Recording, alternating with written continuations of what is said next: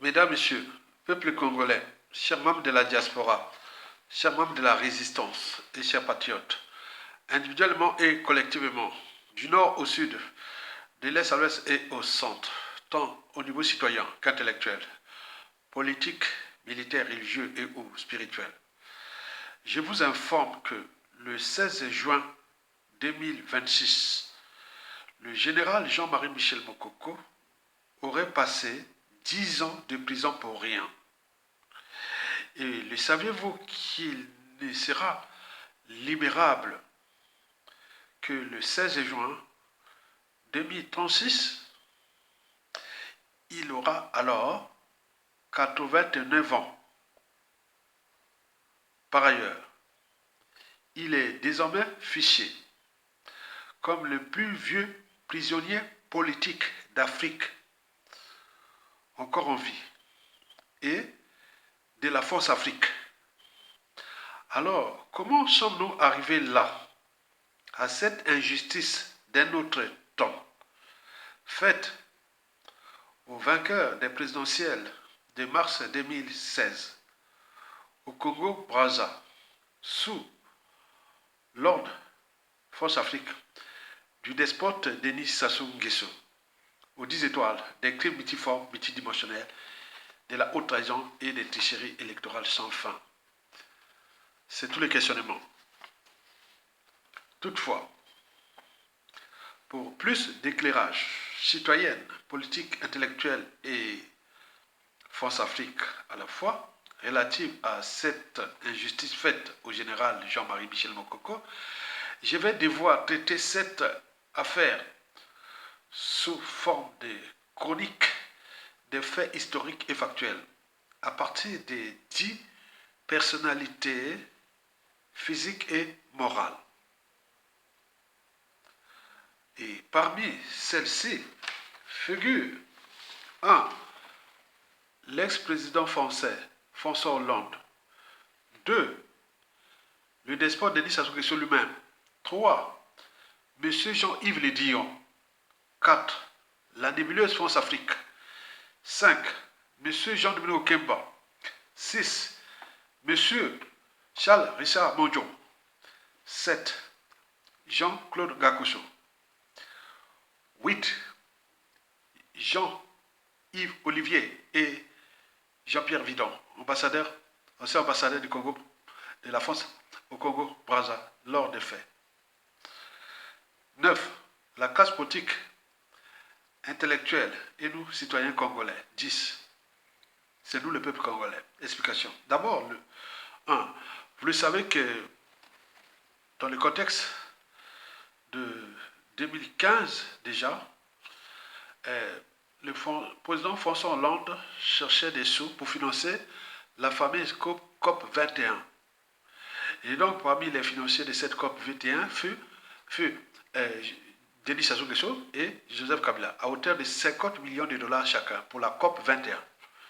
Donc, qui paye à les pouvoirs. Donc, comme Sassou avait payé et Joseph Kabila la COP 21, c'est tenu à Paris, vous le savez, mais François Hollande avait donné quitus à Sassou Nguesso qui dit, bon ben, tu peux aller changer ta constitution et te représenter X fois. Au moment où tu as rempli déjà les cahiers des charges France-Afrique, il n'y a plus de problème. Et seulement si le peuple congolais ne prend pas ses responsabilités, ce n'est pas nous, la France, ni la France-Afrique, qu'on va aider le peuple congolais. Donc la suite, on la connaît.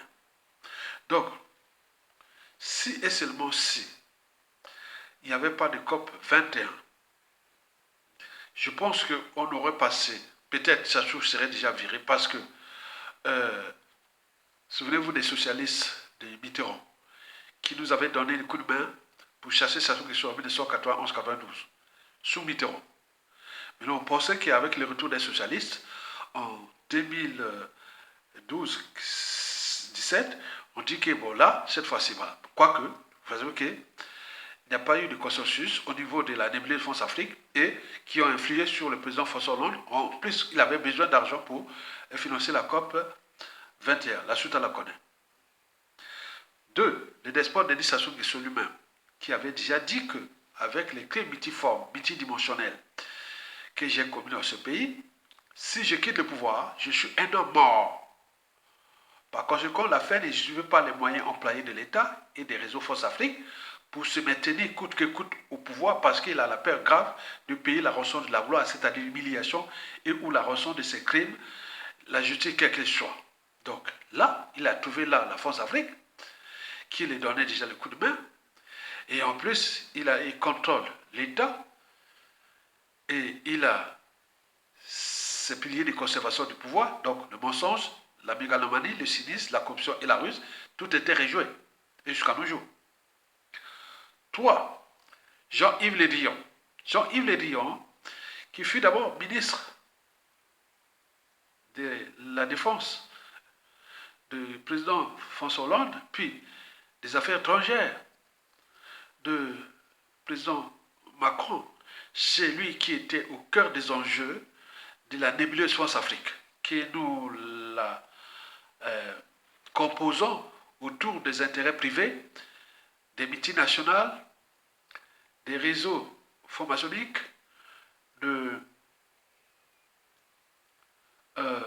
des cellules africaines de l'Élysée et du Quai d'Orsay, des réseaux militaires et des services secrets français.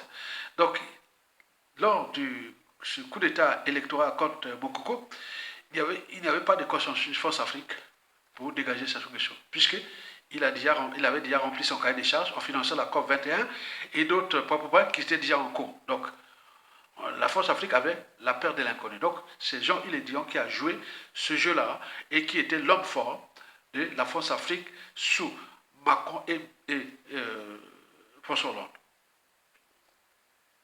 4. Vous avez la nébuleuse France Afrique. Il n'y a pas eu de consensus France Afrique pour déposer Sassou Nguesso. Parce que la peur de l'inconnu, on en parlait. Parce que cette nébuleuse France Afrique est instituée autour des intérêts privés qui avaient ramené Sassou Nguesso au pouvoir, qui considèrent que Sassou Nguesso comme leur banque, leur marché, etc. Donc, voilà, on ne lâche pas, voilà, donc comprenez ça. Bon, les réseaux militaires, les réseaux formationniques, les cellules africaines, les éducateurs d'Orsay, tout ça, il n'y avait pas de consensus pour évincer Sassou Nguesso et placer Mokoko parce que on sait bien que Mokoko c'est quelqu'un de rigide, intelligent et autres, donc ça risque d'être chaud. Donc on préfère avoir une marionnette et qui est là en fait que voilà. Donc là, il n'y a pas. Si le peuple congolais ne prend pas ses responsabilités, civil et militaire, qu'est-ce que ça peut faire? Donc voilà des choses. Et puis il arrive, cinquièmement, John Mokemba. C'est lui qui était, voilà, le cerveau intérieur de l'incarcération de Mokoko jusqu'à tentative d'assassinat et autres. Puisque depuis 2010, bon, lui il est déjà l'homme qui a fut choisi par les réseaux de la droite et notamment des sarkozystes, puisqu'il avait, on l'avait décoré, donc il pensait qu'après Sassou Nguesso, ce sera lui. Par conséquent, l'arrivée de Mokoko a tout chamboulé. Donc il fallait mettre tous les moyens de l'État dont il dispose pour mettre fin à Mokoko. Donc c'est pour cela que Jean Kemba va mettre tous ses moyens anti-État, anti-citoyenneté, anti-démocratique, anti-social et criminel et tout compagnie contre Mokoko, déjà en formatant un pseudo-coup d'État depuis le Gabon, or c'était faux, avec les conséquences dans la diaspora, puisque nous avions subi ces procès France-Afrique ici de 2019 à 2023, c'était ça, souvenez-vous de l'affaire Ayatonga, Babilimono et autres, bon, vous le savez ça, mais combien de fois au pays qu'on avait déposé les armes, etc. Donc Okemba était dans le coup de dézinguer Mokoko jusqu'à les tuer. Donc il a tenté tous les moyens, mais ça n'a pas marché jusqu'à aujourd'hui. Mais Okemba est devenu l'homme de lui-même. Vous savez, le mal, il revient toujours mal. Donc Okemba, après Sassou, c'était lui l'homme qui pensait que, bon ben, si on laisse ce gars-là, ben attends, c'est pas possible. Donc vous imaginez. Sixièmement, c'est Charles Richard Mandio, qui était le ministre de la Défense. Avec les réseaux de John Okemba, le jeu était déjà joué, mais Charles Richard Mondiaux, je ne sais pas quelle jalousie envers Mokoko. Je ne sais pas ce qui s'est passé entre eux, parce que voilà, donc il faut chercher. Oui, le colonel Bienvenu Mabilouna a bien expliqué l'histoire de Charles Mondiaux, de sa jalousie contre Mokoko, etc. Vous le savez. Et surtout qu'il était à la tête des armées, et donc vous avez qu'à tout jouer tout ça. Même le général Guy Blanchard-Okoye a dit non, Mokoko n'a pas fait ça, ça, ça, ça, ça. Mais vous imaginez ce qui s'est passé. Donc, Mondiaux et John Okemba, avec les Jean-François Deguet, les Ephraim Boulou, et tout ce monde-là était dans le coup de désinguer Mokoko tout de suite. John Okemba, Ephraim Boulou, euh, Jean-François Deguet, Jean-Claude Gakou, tout était dans le coup de... Non, non, non, non, non, vous comprenez ça. Sixièmement, c'est justement Jean-Claude Gakoso qui, en 2019, disait à Jean-Yves Le Drian et à Macron, lors de la visite de Sassou Nguesso ici à Paris, et au moment que Mokoko se soignait en Turquie, pour avoir échappé à la tentative d'assassinat et ou d'élimination, mais Jean-Claude Gakoso disait que si on libère Mokoko, nous les Bochis, on perd le pouvoir. Et c'est pour cela que Jean-Yves Le Drian et Macron étaient obligés d'obtempérer. Vous voyez les enjeux, vous imaginez. Et huitièmement, c'est Jean-Yves Olivier et Jean-Pierre Vidon, l'ambassadeur de France au Congo pendant les faits. C'est déjà Jean-Pierre Vidon a été venu avec Jean-Yves Olivier et dire à Mokoko que tu dois accepter que ce soit gagné. Parce que Jean-Yves Olivier, ce sont des intérêts privés. Lui, il a déjà la fondation Braza, qui, voilà, et puis le Fonds Bleu et le Parc National de Djala. Donc il gère tout ça là, hein, Jean-Yves Le Drian. Donc il était là, donc ce sont ses affaires. Donc gérer les trois bassins amazoniens et fond des trois bassins amazoniens, Mekong, Indonésie, le bassin du Congo, qui, nous, dans le bassin du Congo, en termes de superficie, c'est d'abord la RDC. Et puis, deuxièmement, c'est le Gabon. Après, troisièmement, chez nous. Mais comment cela se fait-il que les fonds du bassin du Congo sont gérés par le Congo majoritairement. Donc, il y avait des conflits d'intérêts autres. Donc, vous voyez, il y a tout ça, et plus de parcs nationaux au Djala, où ils font des safaris, et tout ça. Donc, c'est sur ces affaires. Donc, c'est une boxe, ça question pour eux. Donc, ils devaient agir là. Non, mais attends, ils étaient énervés. Tu dois reconnaître que ça soit gagné. Si tu ne reconnais pas, tu vas aller en prison. Avec la participation de l'ambassadeur de France au Congo, par exemple, M. Jean-Pierre Vidon, et mon Congo dit, bon, ben, si vous voulez me tuer, tuez-moi. Moi, je ne veux pas connaître ça. Demandez au peuple congolais, etc. Vous connaissez la suite. Et donc, ils avaient décidé le 16 juin, il va la dégester, et puis, il va en prison le 16 juin 2016, et jusqu'à nos jours. Neuvièmement, c'est la classe politique intellectuelle congolaise.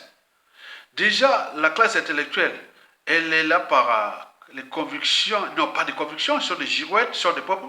Ils n'ont même pas intellectuellement soutenu l'homme qui avait déjà porté la démocratie au Congo, même si par la suite il y a eu beaucoup de conflits d'intérêts et autres, mais le tempo était lancé puisque tout le monde parle toujours de cette transition politique et de Bilisouba. Mais qui était à l'origine de ça? Il y avait Mokoko, ministre des membres de Mangolo, les syndicalistes au Kabaye Ngouma, Père Lera, le premier ministre Skulati Poiti, et puis monsieur premier ministre Ange-Edouard Pougué qui doit aussi mourir, dans le contexte de la fin de la guerre froide et de la dislocation de l'Union soviétique et de la chute du mur de Berlin et du sommet de la Bonne, du multipartisme, et on était dans la dynamique de la volonté générale de chercher sa joie.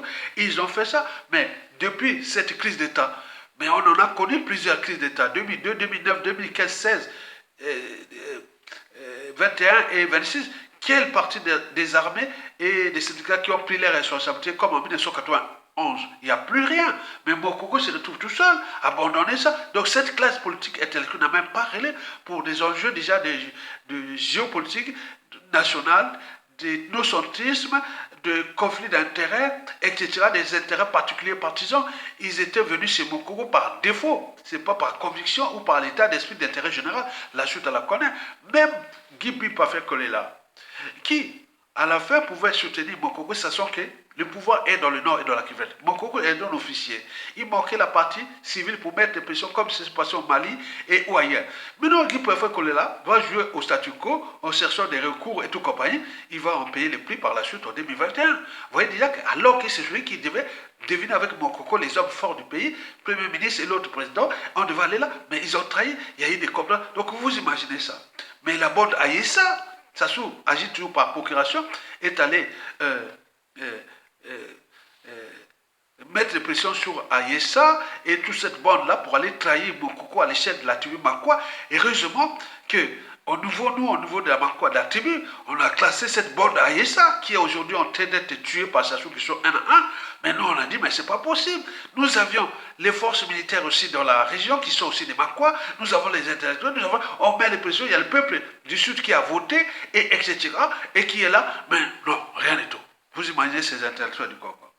Et donc, Sassou Mokoko va rentrer dans la NAS, déjà à l'échelle des intellectuels, de la classe politique et au niveau culturel, parce que la majorité culturelle qui était là-bas était sur les bords d'Ayessa, qui venait les influencer. La bord d'Ayessa, on en connaît les noms, ils sont en train d'être déclassés heureux, donc ils se réveillent avec la guerre de bois, que le peuple a voté un gars de la région, de la Kivette et de la tribu. On n'a pas pris les responsabilités des fois, mais combien de fois. Donc, vous imaginez. En fait, c'est nous, peuple congolais, mesdames, messieurs. Parce que, il faut quand même se le dire que nous, la citoyenneté, la responsabilité, tout est par appartenance. Au lieu d'écouter ses propres convictions, etc., comme ça s'est passé au Népal, au Sri Lanka, au Mali, au Burkina Faso, au Niger, au Soudan, et où à Madagascar, partout, on avait tout ça à faire. C'était l'événement qui pouvait provoquer les hommes politiques qui pouvaient accompagner Mokoko ensemble, comme c'est passé au Mali. C'était le peuple qui s'est mis dans la rue.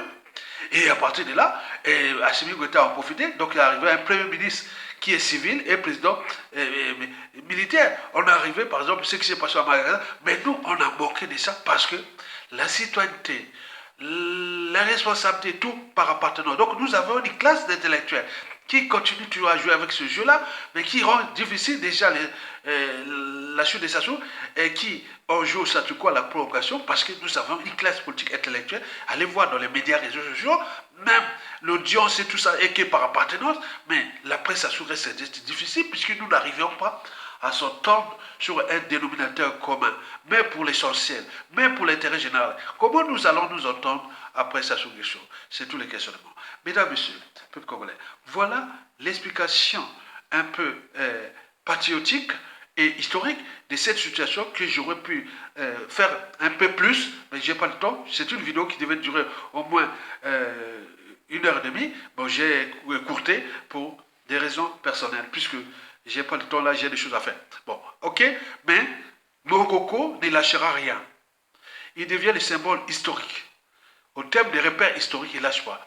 Donc nous devons mettre les pressions au régime et exercer les pressions, les rapports de force avec la force africaine pour qu'elle lâche Sassou Nguesso, pour qu'on libère le pays et on restaure ce pays pour refonder une nation nouvelle. Donc à faire. À bientôt. Bon vos peuple congolais.